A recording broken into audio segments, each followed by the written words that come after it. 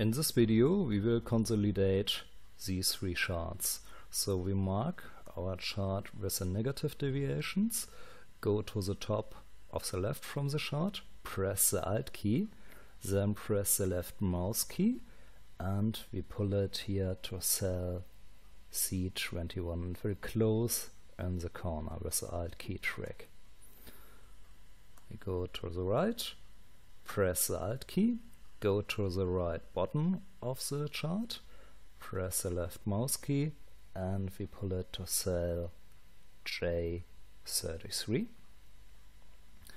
Then we will mark our chart with the positive values, put it here, go to the top of the left from the chart, press the Alt key, press the left mouse key and we go to the left to the C21. One more time, C21 to the corner, go to the right, to the bottom of the right here from the chart, press the Alt key and the left mouse key and we go to cell G33.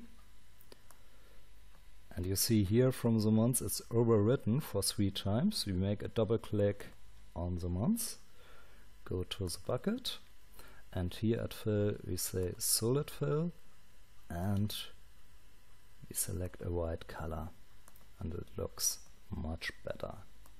So and if we now change some values here, for October let's say 35 and for November 20, we have the changes here.